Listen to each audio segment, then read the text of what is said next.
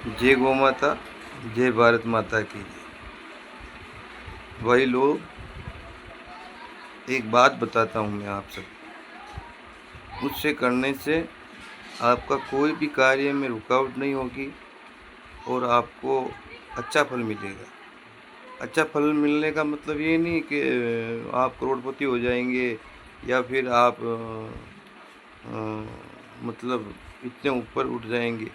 वो आपकी किस्मत होगी तो वो भी उठ सकते हो, लेकिन ये बात हमने नहीं बताई, ये बात बड़े बुजुर्गों ने बताई हुई है। क्या बताई हुई है? एक पंडित और एक पंडिताइन एक गांव में रहते थे। ठीक है, उनके एक बेटा था। जब पंडिताइन रोटी बनाती थी, खाना बनाती थी, तो पहली रोटी गाय की और दूसरी रोटी कुत्ते की, लास्ट की। ठीक है, दो रोटी बनाती थी। पहले जो रोटी बनती थी वो गाय की बनती थी, फिर बाद में घर वालों की बनती थी, और लास्ट में जो रोटी बनती थी वो कुत्ते की रोटी बनती थी। तो पंडित जी का सब काम अच्छी तरह चल रहा था। थोड़े दिन बाद क्या हुआ, पंडित जी के लड़के की शादी हो गई। अब शादी तो हो गई, लेकिन आजकल की बुएं आपको पता है कैसी आती है। थोड़ा बहुत कुछ कह दो तो गड़बड़ हो जाती है, और सभी अच्छी भी नहीं होती तो सभी खराब भी नहीं होती, दोनों प्रकार की होती है। तो पंडित जी के लड़के की शादी हो गई। अब छुल्ले छुल्ले का काम, छुल्ले चाकी का काम वो बेटे की पत्नी करने लग गई, बहू। अब बहू करने लग गई, लेकिन क्या हुआ, बहू को पता है, लेकिन उसको इतना पता नहीं कि भाई रोटी, पहले की रोटी गाय की, लास्ट की रोटी कुत्ते को देनी चाहिए। थोड़े दिन बाद क्या हुआ, जो पंडिताइन खत्म हो गई।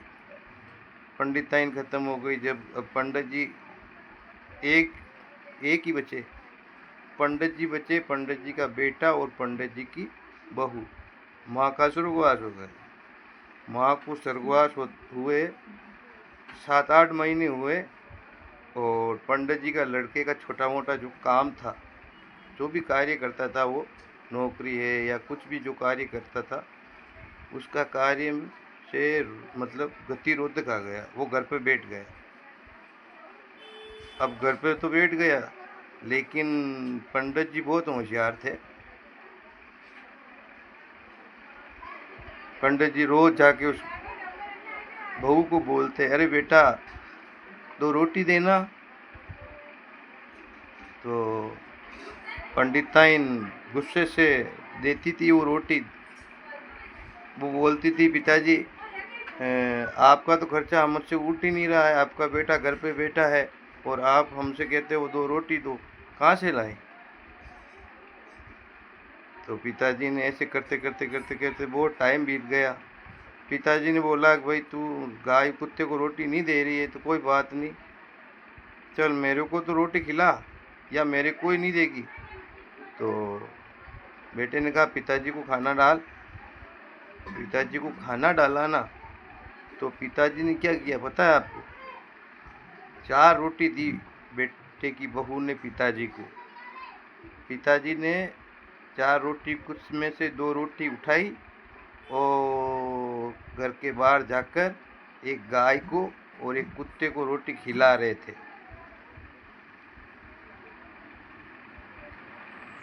बहू बाहर निकली, रसोई के बाहर देखा पिताजी थाली पे नहीं बैठे हुए और बाहर जाकर गाय कुत्ते को रोटी खिला रहे हैं। तो वो आके भगी भुगी आते हुए अपने पति को बोला, देखो ना पिताजी ने, मैं तो रोटी उनको खिलाने के लिए दी थी, वो 2 रोटी गाय को और कुत्ते को देने गए।